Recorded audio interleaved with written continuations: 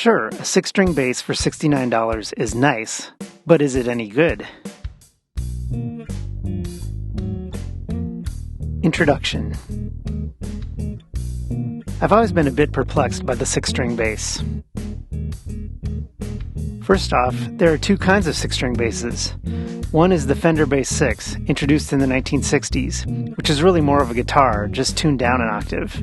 The lowest strings are the same notes as a 4-string bass, with added high B and E strings. The neck is shorter, the strings are a lighter gauge, and they're spaced more closely, like on a guitar. As such, the Bass 6 was mostly used in the 60s by guitarists who occasionally needed to double on bass, like, John Lennon and George Harrison. It's making a bit of a comeback these days, but anyway, that's not what this video's about. The other type of 6-string bass is a more modern invention, and is an extension of the traditional electric bass. It has a standard 34 or 35-inch neck, with the low B string of a 5-string bass, plus a high C string. That's what we're looking at today. The first time I ever tried to play a 6-string bass at a guitar center in Atlanta in the late 90s, I hated it immediately. I have smallish hands, and the neck is absurdly wide. I decided almost immediately that it was not something I ever wanted to own. At least, not unless I could get one virtually for free. Despite not wanting a 6-string bass, I do admire some players of the instrument, especially John Patitucci and Thundercat. Well, remember a few seconds ago when I said I wouldn't want a 6-string bass unless I could get it virtually for free? How about $69.99? That's barely more than what Sweetwater charges for a decent set of Labella 6-string bass strings. Even factoring in $29 for shipping, I had this instrument in hand for under $100. What's in a name? Anyone who has spent any time on Amazon looking at cheap guitars is probably familiar with Glarry. Tons of musical instrument YouTubers have been reviewing Glarry instruments because, well, it's a cheap way to get a new instrument to review. This is not a Glarry, it's a Ktaxon, KT Throat Warbler Mangrove. Anyway, it looks like a Glarry, but it is somehow even cheaper than a Glarry. There is absolutely no branding on it whatsoever. The headstock is just blank. There's nothing stamped on the back, not even a Made in China sticker. I'm not really sure what the relationship is between Ktaxon and Glarry. Ktaxon's website shows that they primarily specialize in home goods, although there's also a big focus on musical instruments, mostly Glarry branded. Poking around their half-assed mobile website, I even stumbled upon an incomplete navigation menu with links that jump over to Glarry's quarter-assed mobile website. So I think either Glarry is a subsidiary of Ktaxon, or vice versa. But in any case, it's more or less another one of the myriad China-based alphabet soup manufacturers who sell their goods directly on Amazon and Walmart.com and fulfill all of the orders directly from their Chinese warehouses. I suspect what may be going on is that the instruments that don't pass inspection just don't get the Glarry decal on the headstock and are sold by Ktaxon with no branding. There's a noticeable ding in the back of the body on the bass that I received, which seems to support that idea. 3 words: global labor arbitrage. How can an instrument be this cheap? Or more specifically, how can it be this cheap without being absolutely useless garbage? I attribute that to the concept of global labor arbitrage. It's the main reason most companies have moved their manufacturing to Asia, and specifically to China. All of that concentration of manufacturing in China has allowed for the development of a massive streamlined production capacity that, at the moment, can't be matched anywhere else in the world. And while, yes, there are very serious concerns about working conditions in China's factories, there's also the simple fact that the economy is different in China than in the United States and Europe.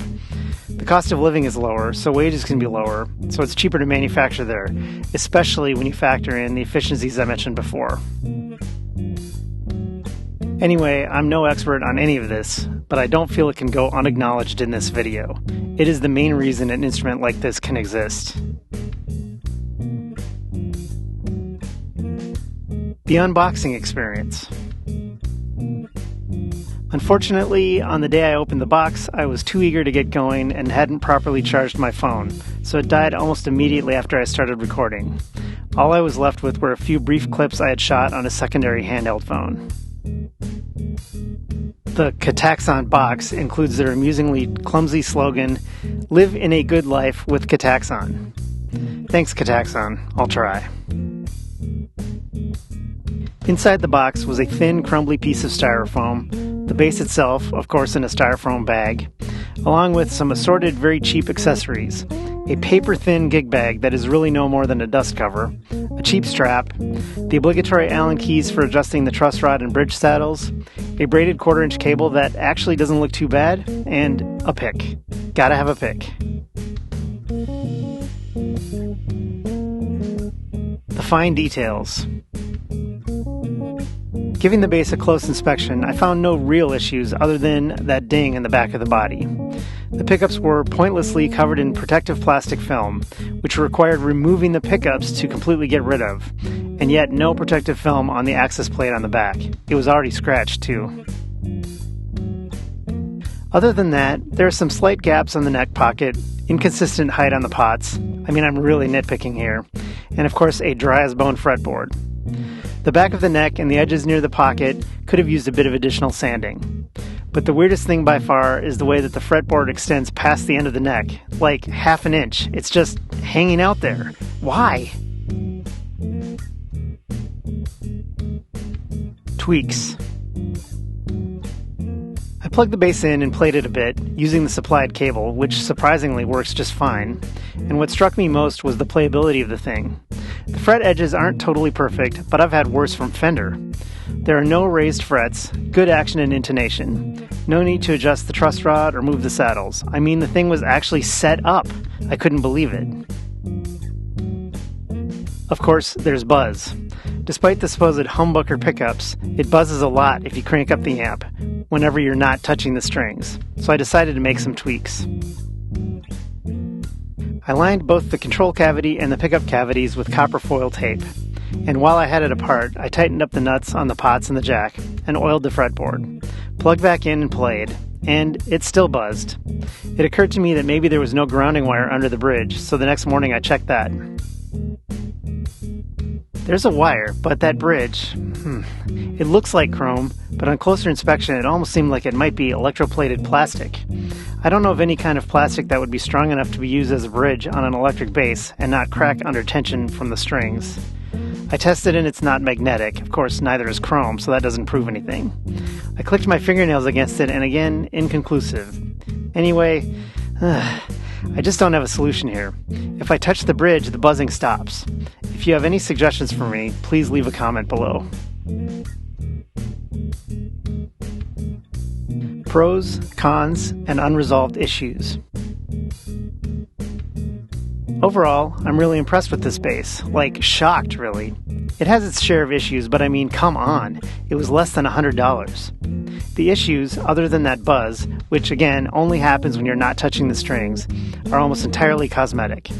The ding on the back, the finishing flaws around the neck pocket, that strangely extended fretboard. None of those flaws affect its playability, which is honestly really good. I'm even impressed with the tuners. It plays extremely well, and it actually sounds decent too.